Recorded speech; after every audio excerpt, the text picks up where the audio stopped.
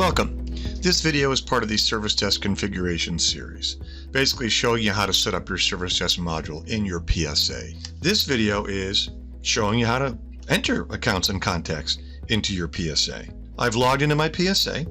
I'm going to look up to the top and click on the CRM module, then click on the Accounts folder. I'm going to show you how to enter an account manually first. I click New Account. Then I'm going to enter. There's only four fields that are required, but I recommend you fill out as much as you can. So we'll go with TD Bank. We'll make them a client. The business type you can set if they're a bank or school or barrister or medical, whatever. You could insert their website, the day you acquired them. You could set your dollar amount. Boom, that easy.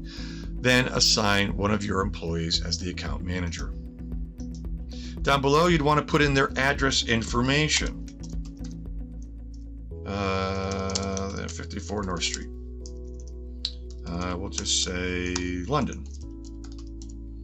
State, postal code, and then you have a drop down or just start typing ahead. It makes it super easy to enter the data in the database. There we go. This is the main address. This is the billing. This will go on any invoices generated out of your PSA. If it's different, go ahead and type it. If it's the same, you can copy from the main. Hit save, and you're done. Very easy.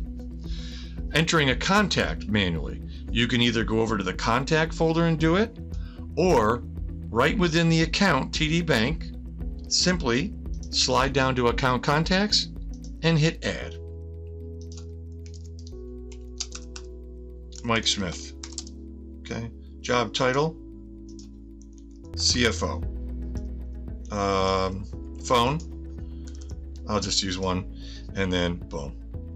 If you want to make them a point of contact, that means they could be carbon copied when you close tickets. If you want to make them receive invoices, their email address will show up first when you're ready to send out an invoice. There, done. Very simple. There's my contact, Mike Smith. So go to Accounts, hit New, add an account. Contacts, same procedure. Let's show you how to use the spreadsheet.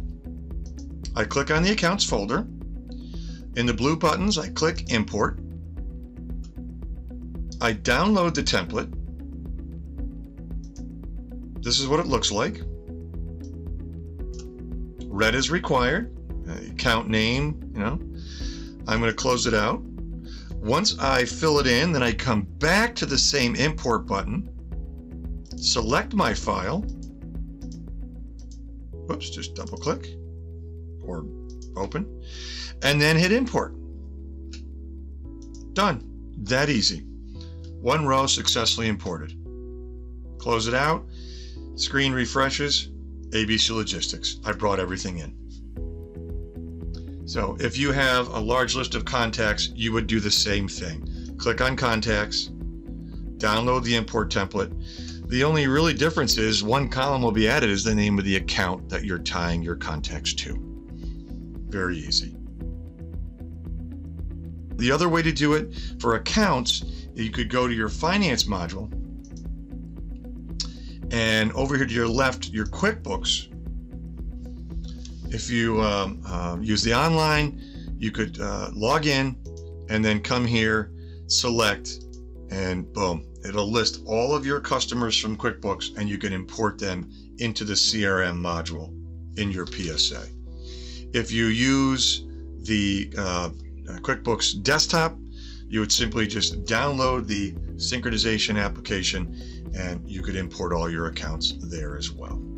Okay, so very easy. Import your accounts, your contacts, manually, spreadsheet through QuickBooks. There's even places where you can manually enter them on the fly. So if I open a new ticket and I pick TD and their location, if the contact is not in the system, I can actually hit the little person on the side and then enter them on the fly. Okay, thanks for watching. I hope that helped.